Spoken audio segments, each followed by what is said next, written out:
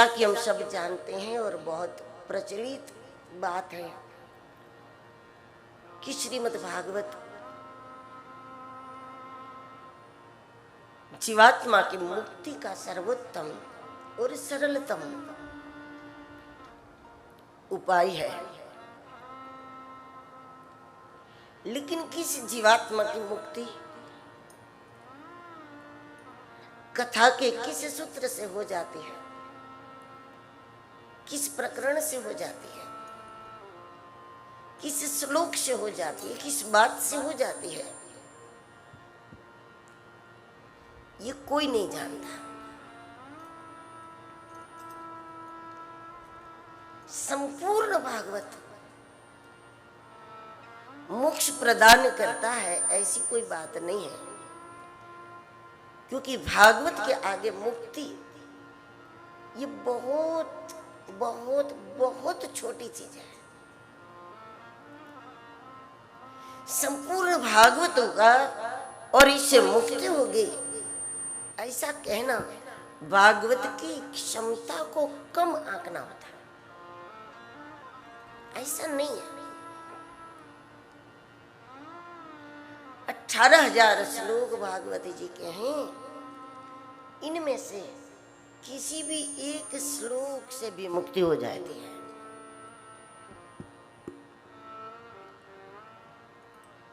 किसी एक प्रकरण से मुक्ति हो सकती है। भागवत के किसी एक सूत्र से मुक्ति हो सकती है। भागवत जी के किसी एक वाक्य से मुक्ति हो सकती है। किसी एक विचार से मुक्ति हो सकती है।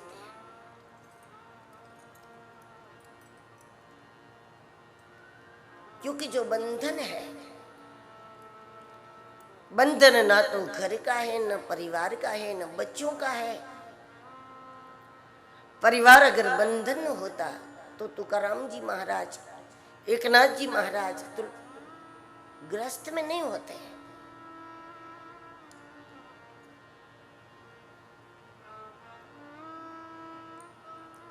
और संन्यास अगर बंधन होता तो आदि गुरु शंकराचार्य जी महाराज, ज्ञानेश्वर जी महाराज, सुखदेव जी महाराज, ये सब संन्यास में नहीं होते। बंधन न तो गृहस्थ जीवन का है, न तो संन्यास का है, न परिवार का बंधन है, न पैसों का बंधन है। पैसे होने से भी बंधन नहीं होता, पैसे न होने से भी बंधन नहीं हो जाता, क्योंकि बंधन और मुक्ति केवल वैचारिक होती है। अपार सुख संपत्ति प्राप्त हो, लेकिन प्राप्त सुखों को, प्राप्त धन को, प्राप्त व्यवस्थाओं को यदि हम भगवान की कृपा कृपा कृपा ही समझते हैं, हम बड़ों का आशीर्वाद का प्रसाद समझते हैं, तो वो तो सारी चीजें प्रासादिक हो गई। तो प्रसाद तो बंधन होता नहीं। हमारे यहाँ संतान प्राप्ति को भी इस नजरिए से देखा जाता है कि हमारे देवताओं का कृपा प्रसाद आया, हमारे ईश्वर का कृपा प्रसाद हमारे घर में आया। कोई भी वस्तु से हमारी प्रसाद दृष्टि बन गई तो वो बंधन नहीं बनता।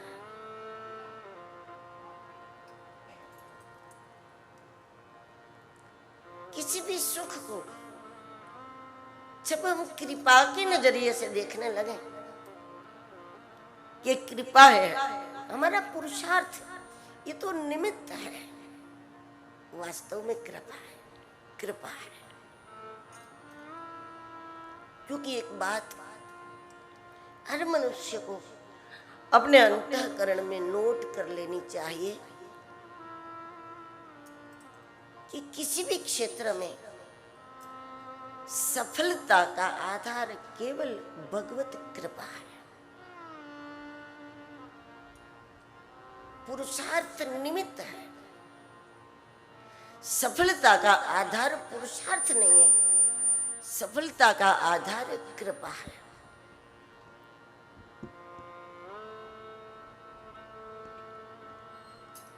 फिर चाहे जिस क्षेत्र में आपको सफलता प्राप्त होती है, लेकिन सफलता का आधार कृपा है। भगवत कृपा ही सफलता का कारण है। पुरुषार्थ गिरा भी सकता है, पुरुषार्थ आपको उठा भी सकता है। पुरुषार्थ ने आपको गिराया नहीं बल्कि उठाया, ऊंचा। ये कृपा है। जब कृपा हो जाती है, हम कृपा के अधिकारी हो जाते हैं, तो पानी में भी तैर जाते हैं। और अगर कृपा के अधिकारी ना हो तो जमीन में भी डूब जाते, पानी भूमि में डूब जाते हैं। महाभारत में ऐसी कथा है कि कर्ण का रथ जमीन में डूब रहा था। क्या जमीन में कोई डूबता है? लेकिन कर्ण का रथ भूमि में डूब रहा था, और उसी को निकालने के चक्कर में उसकी मृत्यु हो गई।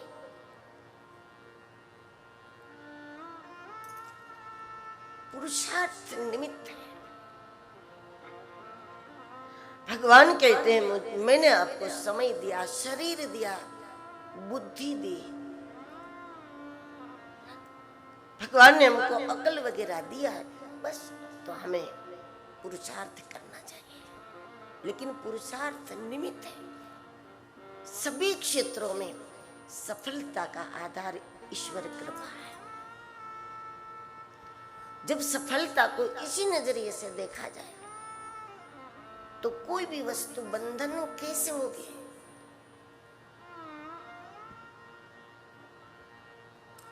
प्रासादिक वस्तु बंधन नहीं बनती, इसलिए बंधन और मुक्ति का आधार केवल विचार है, मात्र विचार है।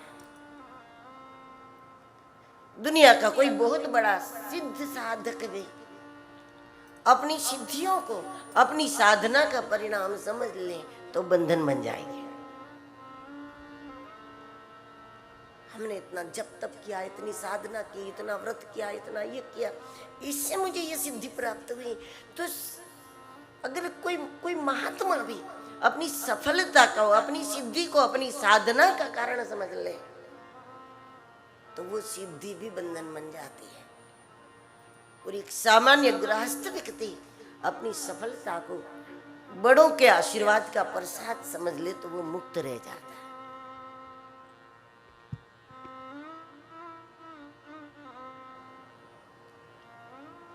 श्रीमद् भागवत जिस मुक्ति की बात करता है, ये मुक्ति वैचारिक मुक्ति है, क्योंकि बंधन भी वैचारिक ही है। और इसलिए मुक्ति भी वस्तुओं से मुक्त होना मुक्ति नहीं है, वैचारिक रूप से मुक्त होना ही मुक्ति होता है।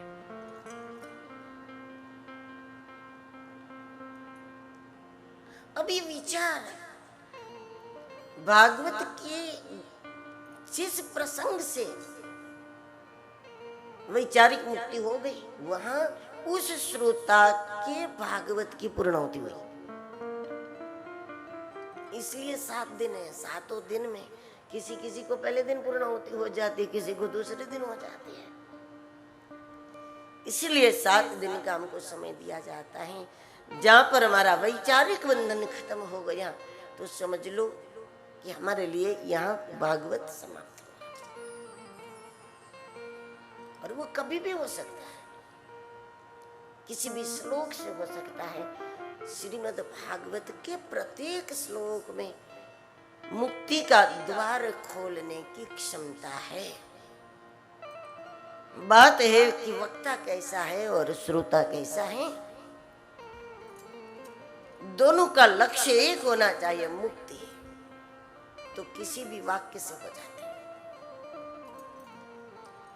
जब श्रोताओं का लक्ष्य मनोरंजन हो जाए और वक्ता का लक्ष्य हो जाए कि मेरी जीविका चलती रहे इससे, तो न तो वक्ता का मोक्ष होगा न तो श्रोता का मोक्ष। लक्ष्य दोनों का मोक्ष होना चाहिए।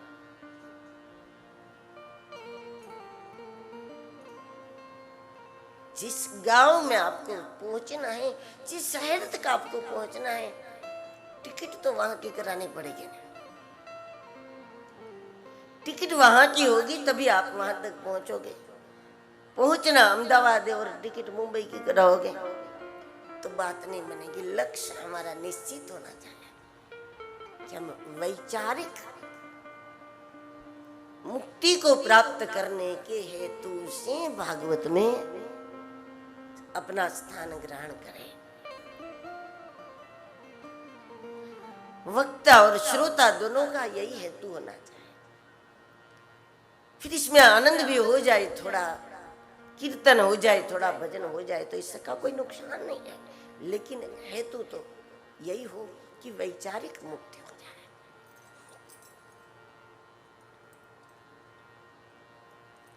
विचार में भगवान का आना है, मुक्ति है। और भगवान विचार में आ जाए, इसको भागवत कहता है कि भगवान गोकुल में आ गए।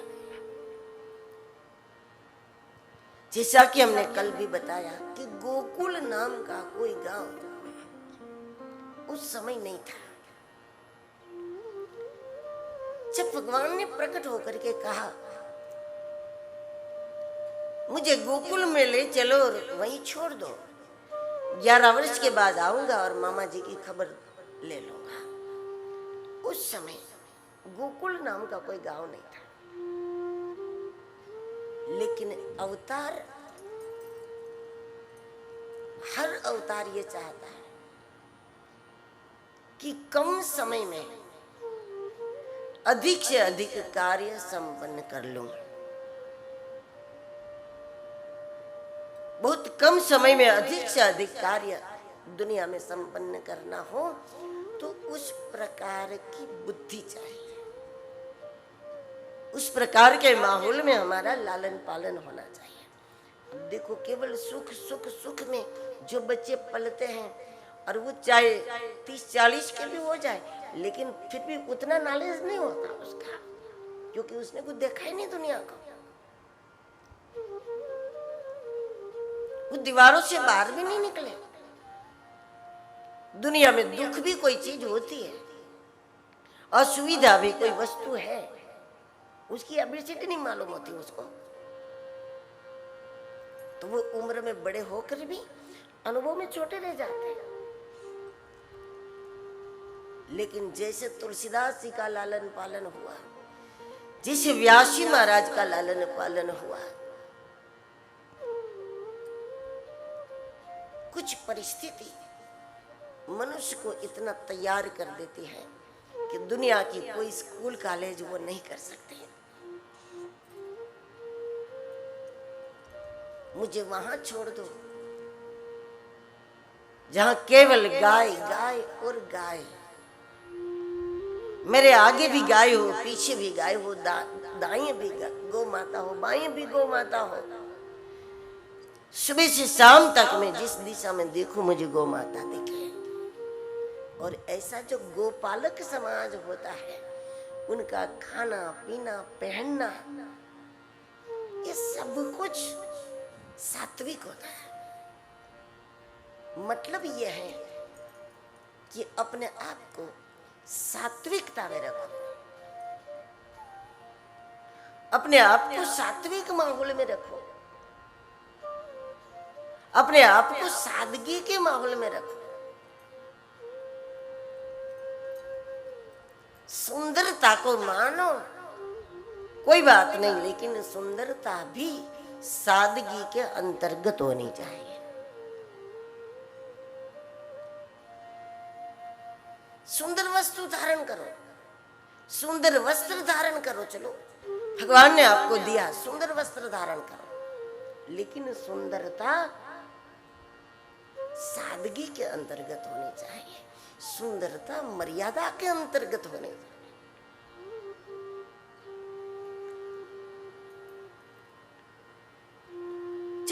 आपको मर्यादा के अंदर रखे, ऐसे ही बैठो, ऐसा खाओ, ऐसा ही पहनो, कोई आपको मर्यादा के अंतर्गत रखे, तो आप गोकुल में नहीं है। गोकुल में वो है जो खुद ही खुद को मर्यादा के अंतर्गत रखे, कि मुझे ऐसा नहीं खाना है, मुझे ऐसा नहीं पीना है, मुझे ऐसा नहीं पहनना है, मुझे ऐसा धारण नहीं करना है। खुद ही खुद को मर्यादा के अंतर्गत करे तो व्यक्ति गोकुल के अंदर माना जाएगा।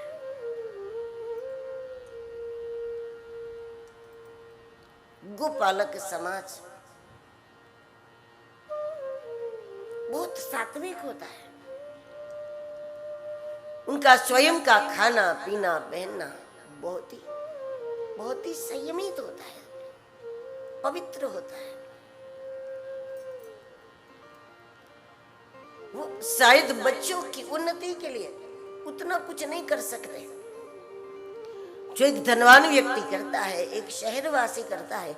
अपने बच्चों की उन्नति के लिए एक शहरवासी जो करता है उतना वो नहीं कर सकते, लेकिन अपने बच्चों को बिगाड़ने वाला भी एक भी काम वो नहीं करते हैं जो शहर वाले करते हैं।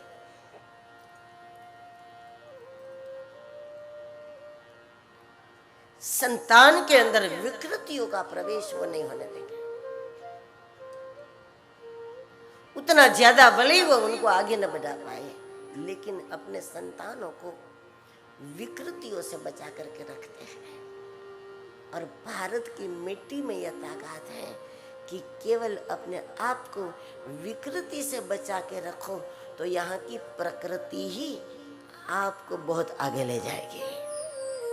यहाँ की मिट्टी का स्पर्श भी आपकी उन्नति कर देगा। भगवान का गोकुल में पहुंचना सुखदेव जी महाराज के शब्दों में, नंदस्त्वात्मज उत्पन्ने चातालादो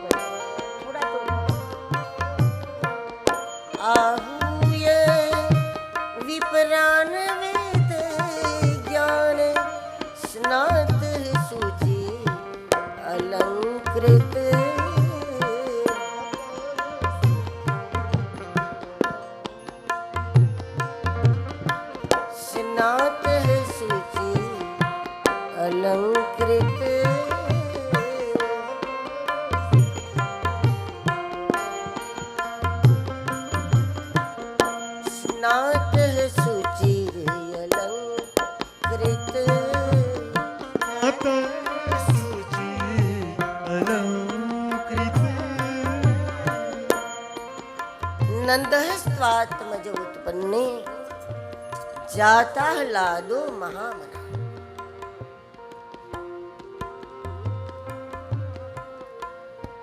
या दो प्रकार की बात भागवत में मिलती है। एक बात यह है नंदस्त्वात्मज उत्पन्ने, सीधी बात है कि नंद जी के द्वारा ही, नंद जी के पुत्र के रूप में ही कृष्ण है। नंदस्त्वात्मज उत्पन्ने, पुत्र पिता की आत्मा का अंश है। तो या कृष्ण कौन है? नंदस्त्वात्मज उत्पन्ने, नंद जी की आत्मा का अंश। और इसके पहले ये बात आ गई, कहां से आए भगवान? मथुरा से।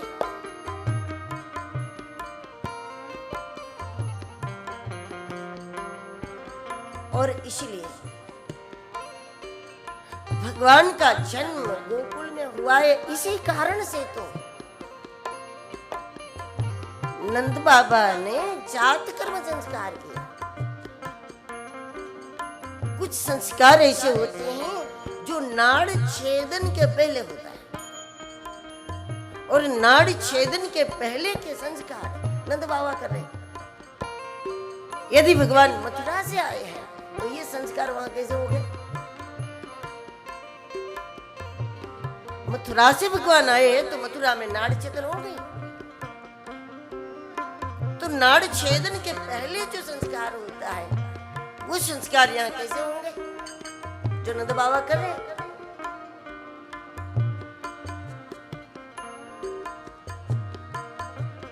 संतान के जन्म के बाद जब तक नाड़ छेदन नहीं हुआ होगा आप कुछ नहीं करो। भैया हाथ ले लो।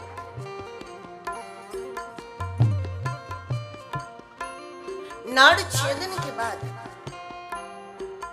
सूतक लागू हो जाता है। दान करना हो संतान प्राप्ति की खुशी में, दान आदि करना हो तो दान भी नाड़ छेदन के पहले दान होता है। जैसे कि नाड़ छेदन हुआ कि सूतक लागू हो जाता है, उसके बाद कुछ दिनों तक आप दान नहीं कर सकते। ये सारे संस्कार आनंद बाबा ने किए। तो ये भी प्रमाण हो गया ना कि यहीं पर जन्म हुआ है, गोकुल में हुआ है, कृष्ण नंद जी के पुत्र है।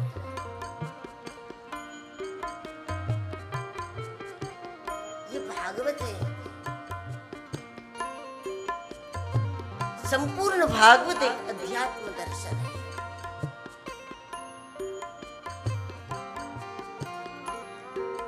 भगवान ने भगवत गीता में ये कह दिया है,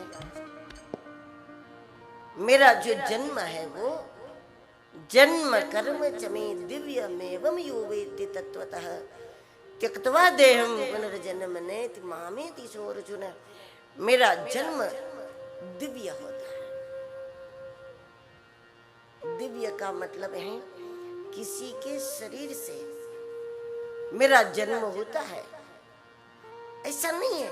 मेरा जन्म स्थूल नहीं है, मेरा जन्म लौकिक नहीं है, मेरा जन्म अलौकिक है, मेरा जन्म दिव्य है।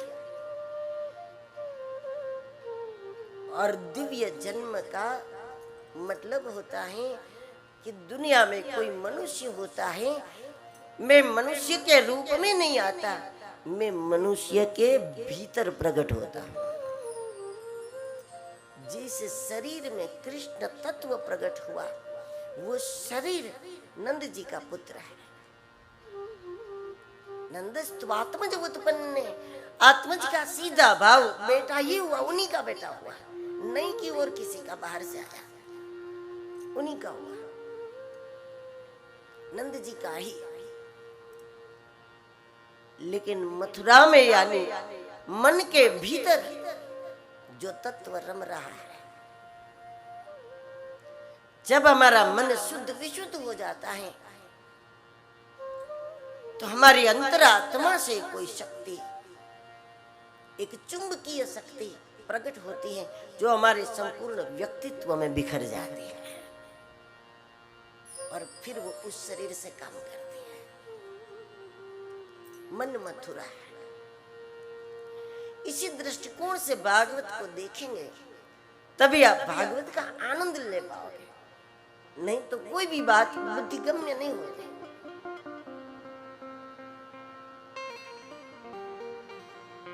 पहले तो यही बात बुद्धि में नहीं बैठेगी कि जब कंस को आकाशवाणी सुनने को मिली, 8वां गर्भ देवकी का तुम्हारा काल है, तो क्या देवकी ये नहीं कह सकती थी कि मुझे 8वां चाहिए ही नहीं, 7 कोई कम है?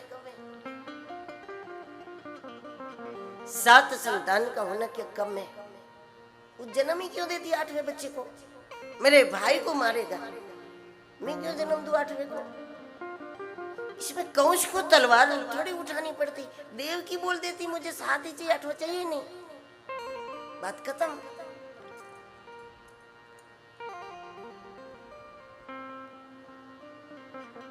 आज कलयुगी बहन को भी केवल सपना भी आ जाए मेरा बच्चा मेरे भाई को मारेगा तो शादी नहीं करेगी बेचारी, कि मुझे चाहिए ही नहीं। क्या देवकी ऐसा नहीं कर सकते थे? कंस मूर्ख था कि एक जेल में दोनों को बंद करे। आज भी महिलाओं की जेल अलग है। जरूरत क्या थी इस प्रकार जेल में बंद करने की? क्योंकि आज भी अगर अगर कोई पति पत्नी को भी जेल होती है तो ऐसा जेल में तो नहीं कहेंगे भाई ये पति पत्नी है तो साथ में रखो, ऐसा तो नहीं होगा। महिला को तो महिला की जेल में डाल देंगे, पुरुष को पुरुषों की जेल में। कंस मूर्ख था कि एक जेल में कैद करे दोनों को। देव की पारमार्थिक बुद्धि का नाम है। देव की उसको कहते हैं जिसकी बुद्धि यही सोचती है कि मैं क्या दूं, मैं क्या दूं, मैं क्या दूं। परमार्थ की बुद्धि, मैं किसकी मदद करूं, कैसे मदद करूं। देना जिनको अच्छा लगता है, जो बुद्धि यही सोचती है कि मुझे कुछ करना है, मुझे समाज के लिए करना है, मुझे पितरों के लिए कुछ करना है, मुझे शहर के लिए कुछ करना है, मुझे दुनिया के लिए कुछ करना है, मुझे गायों के लिए कुछ करना है, मुझे समाज के लिए। बस यही सोच जिसकी बुद्धि कि मुझे कुछ देना है, मुझे कोई कुछ श्रेष्ठ काम करना है, ये विचारधारा का नाम देव की है। जो देना ही जानती है। और ऐसी देव की बुद्धि, पारमार्थिक बुद्धि के लोग जब थोड़ी बहुत साधना करते हैं, मानी स्वैच्छिक रूप से बंधन स्वीकार होते हैं। आप साधना करो तो स्वैच्छिक रूप से बंधन स्वीकार करना पड़ेगा।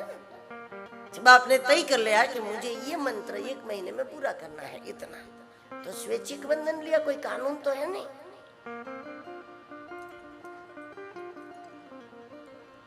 जब आपने निर्णय कर लिया कि मुझे एकादशी के दिन मुझे अन्न नहीं लेना है, मुझे केवल फल लेना है, मुझे केवल दूध पीना है, तो फिर ये स्वैच्छिक बंधन हुआ ना। कोई कानून नहीं है, भारत में रहना है तो एकादशी करनी पड़ेगी, लेकिन ये स्वैच्छिक बंधन है।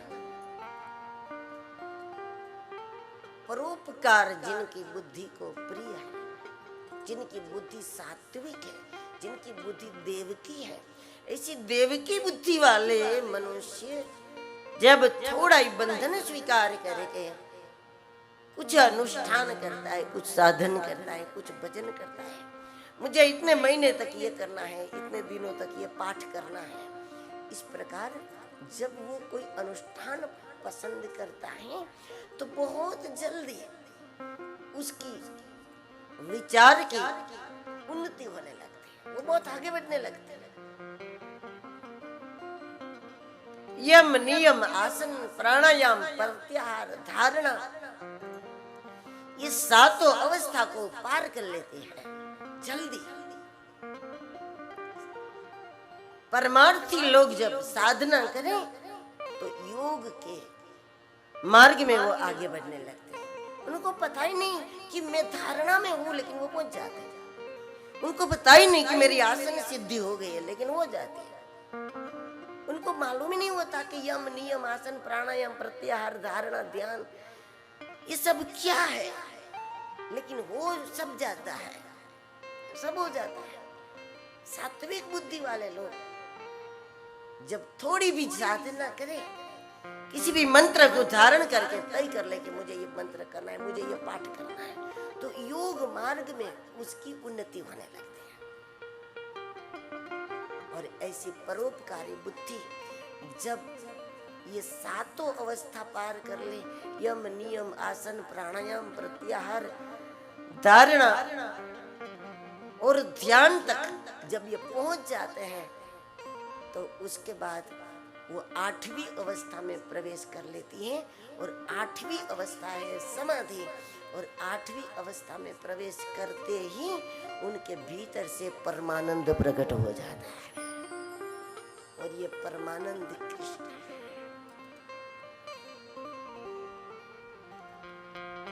परमानंद ब्रह्म है।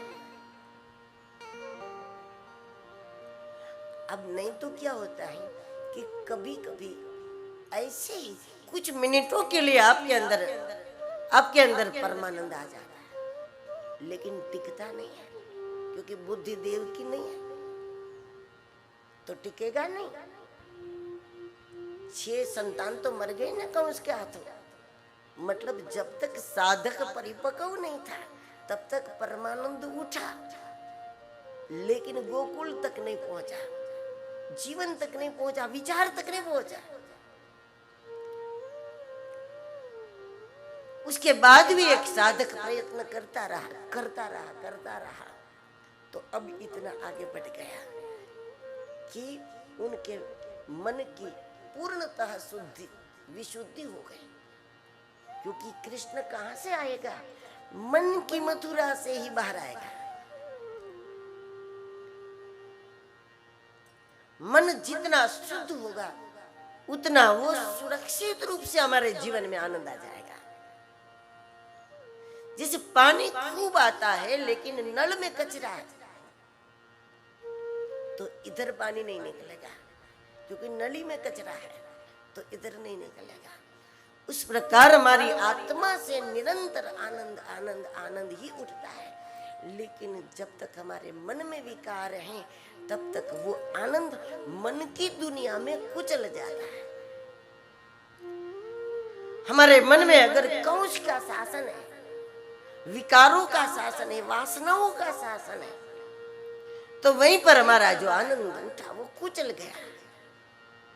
लेकिन जब हमारी बुद्धि सत्संग में बैठ गई, हमारी बुद्धि गुरुमुखी हो गई और हमारी बुद्धि परोपकारी होकर के परमार्थ के साथ, दान धर्म के साथ जब थोड़ा जप तप करने लगी तो धीरे धीरे धीरे हमारे भीतर जो कंस का शासन था वो कमजोर पड़ने लगा।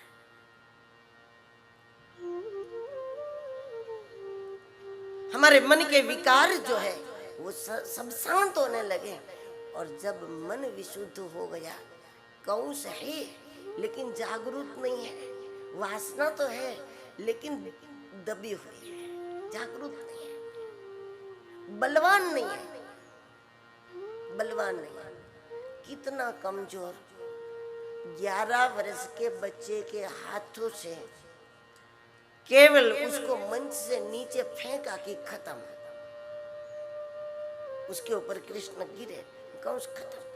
मतलब कि साधना करने से, जप तप करने से, देव की बुद्धि साधना करे तो फिर हमारे अंतःकरण में कंस इतना कमजोर पड़ गया,